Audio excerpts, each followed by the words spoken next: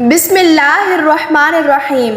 منقول ہے کہ ایک شخص نے 70 سال تک اللہ تعالیٰ کی عبادت کی۔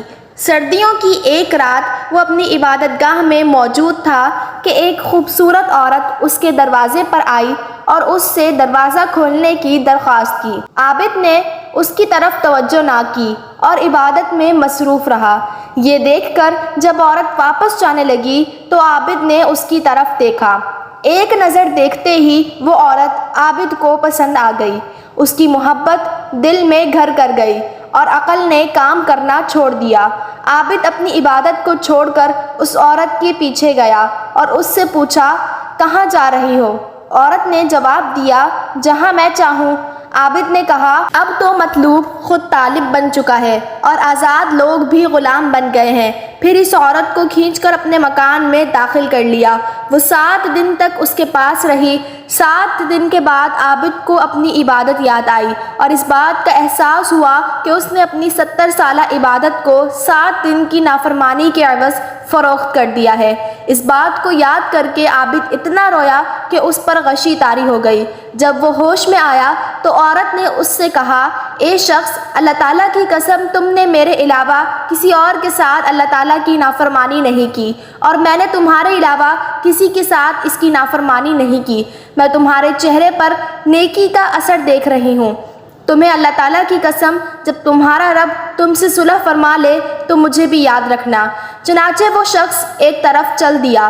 رات کے وقت اس نے ایک کھنڈر میں پناہ جہاں 10 نابینا افراد موجود تھے اور اس جگہ کے قریب ایک راہب رہتا تھا جو ہر رات ان کے لیے 10 روٹیاں بھیجتا تھا۔ آج جب راہب کا غلام معمول کے مطابق روٹیاں لایا تو اس گنہگار عابد نے بھی ہاتھ بڑھا کر ایک روٹی لے لی۔ ایک نابینا شخص جسے روٹی نہ مل سکی، اس نے کہا، میری روٹی کہاں ہے؟ غلام نے جواب دیا، میں نے تو 10 کی 10 روٹیاں تقسیم کر دی ہیں۔ نابینا شخص نے کہا، کیا میں بھوکے پیٹ رات گزاروں؟ یہ معاملہ دیکھ کر عابد رو پڑا۔ اس نے وہ روٹی اس نابینا شخص کو دے دی اور اپنے آپ سے کہنے لگا، میں اس بات کا زیادہ حقدار ہوں کہ بھوکا رات گزاروں، کیونکہ میں نافرمان ہوں جبکہ یہ شخص اطاعت گزار ہے۔ پھر وہ سو گیا۔ رات کو بھوک نے شدت اختیار کر لی، یہاں تک کہ وہ مرنے کے قریب ہو گیا۔ اللہ تعالیٰ نے ملک الموت علیہ السلام کو اس کی روح قبض کرنے کا حکم دیا تو رحمت اور عذاب کے فرشتوں میں اس کے بارے میں اختلاف ہو گیا۔ رحمت کے فرشتوں نے کہا کہ یہ ایک ایسا شخص ہے جو اپنے گناہ سے فرار ہو کر اطاعت کی طرف مائل ہوا، جبکہ عذاب کے فرشتوں کا موقف تھا کہ یہ ایک گنہگار شخص ہے۔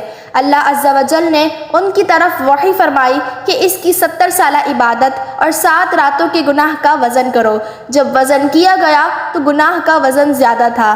اللہ عز و جل نے پھر وحی فرمائی کہ 7 راتوں کی نافرمانی اور اس روٹی کا وزن کرو جو اس نے ایثار کی تھی۔ جب فرشتوں نے وزن کیا تو وہ روٹی وزن میں بڑھ گئی، چنانچہ رحمت کے فرشتوں نے اس کی روح قبض کی اور اللہ عز و جل نے اس کی توبہ قبول فرمائی۔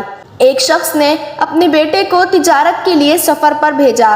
کئی مہینے گزر گئے لیکن اس کی کوئی خبر نہ آئی۔ لڑکے کے باپ نے 2 روٹیاں صدقہ کی اور وہ دن تاریخ لکھ کر رکھ لی۔ 1 سال کے بعد اس کا بیٹا صحیح سلامت کثیر نفع کے ساتھ واپس آ گیا۔ باپ نے بیٹے سے پوچھا، کیا سفر کے دوران تمہیں کوئی مصیبت درپیش آئی تھی؟ بیٹے نے جواب دیا، جی ہاں، دریا کے وسط میں ہماری کشتی ڈوب گئی اور دیگر لوگوں کے ساتھ میں بھی ڈوبنے لگا کہ اچانک 2 نوجوان ظاہر ہوئے جنہوں نے مجھے پکڑ کر دریا کے کنارے پر پہنچا دیا اور مجھ سے کہا، اپنے والد سے کہنا کہ یہ ان 2 روٹیوں کا بدلہ ہے، اگر وہ زیادہ صدقہ کرتا تو اس سے بھی زیادہ بدلہ پاتا۔ امیر المؤمنین حضرت سیدنا علی المرتضیٰ کرم اللہ تعالی وجہ الکریم فرماتے ہیں، جب تم کسی ایسے فاقہ کش شخص کو پاؤ جو تمہارا سامان اٹھا کر وہاں پہنچا دے جہاں تم چاہتے ہو تو اس کے اٹھانے کو غنیمت جانو۔